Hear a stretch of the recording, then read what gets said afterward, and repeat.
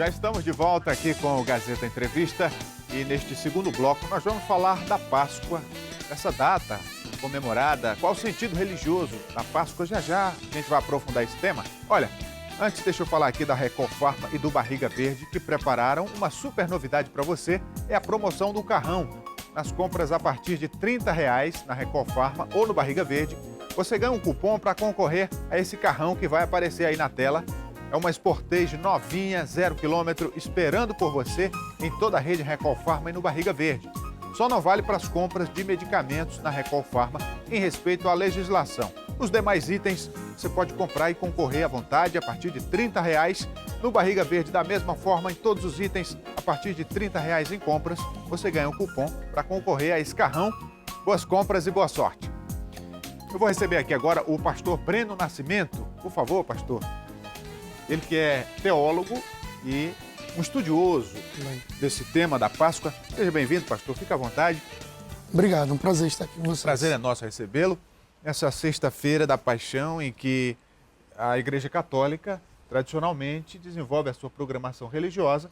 As igrejas evangélicas também, algumas relembram essa data, que remonta a um passado distante, né, da época dos judeus, que viviam escravos no Egito. Enfim, vamos começar, pastor, trazendo um pouco das raízes da Páscoa, né? Como surgiu e como isso foi absorvido pelo Ocidente. Certo. O povo judeu, né, que é os hebreus, como eles são mais conhecidos, eles ficaram escravos no Egito por aproximadamente 400 anos.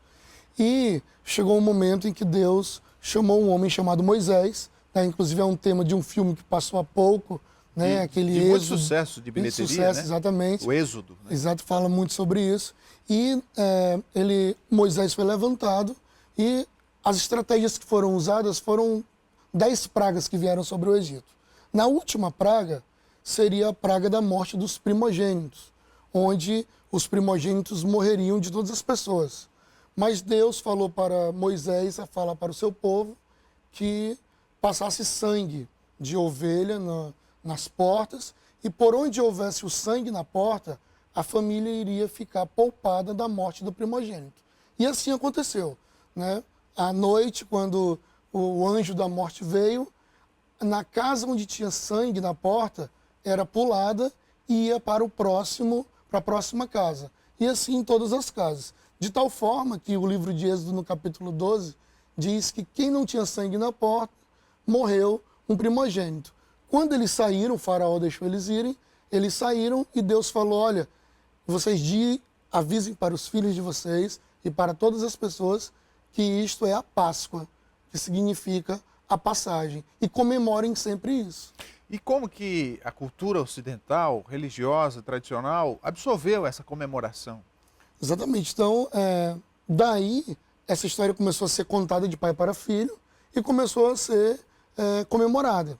Né? E historicamente, como o calendário do judeu é baseado nas luas, então é por isso que inclusive é esse feriado rotativo, né? Não é um dia certo, mas era na passagem entre a primavera e o inverno. E começou a ser popularizado e as pessoas começaram a comemorar, apesar de que hoje eles dão diversas ramificações. E tem na Igreja Católica o rito da morte e ressurreição de Jesus. Exatamente. Qual a ligação que existe, no caso, pelo viés da Bíblia que o senhor interpreta? Exatamente. Quando a gente está analisando a Bíblia, Jesus ele é a chave hermenêutica da Bíblia. Então toda a interpretação da Bíblia, todo olhar da Bíblia tem que ser ao olhar de Jesus. Então o apóstolo Paulo ele diz em Coríntios capítulo 5 que Jesus Cristo é o nosso sacrifício da Páscoa. Ele diz, deixem o fermento de vocês, porque Jesus Cristo é o sacrifício da Páscoa. Por quê? Aquilo que aconteceu lá no Egito, o sangue na porta, que ia poupar da morte os primogênitos, na verdade era um símbolo do que Jesus faria por nós. Jesus veio ao mundo sem pecado e mesmo sendo tentado em todas as coisas, foi morto na cruz e o seu sangue derramado por nós. Mas ao terceiro dia ele ressuscitou. E o símbolo que é feito de tudo isso é que se o sangue de animais foi capaz de salvar o povo lá no Egito, quanto mais o sangue de Jesus. Pastor, agora no mundo de hoje, em que nós vivemos com tantos apelos para que a pessoa se envolva com a materialidade, com tudo aquilo que é externo, e aí se escolhe um momento como esse para se refletir, para se pensar nessa mensagem. Como é que o senhor avalia, né, a mensagem da ressurreição, da passagem, nesse mundo conturbado que a gente vive, com tanta gente em busca de um rumo na vida? Eu sei. Hoje, o maior problema é que todo esse conceito, por exemplo, a maioria das pessoas nem sabem disso, né? Então, nas escolas, se fala sobre chocolate, se fala sobre ovo, se fala sobre elementos que não fazem parte disso.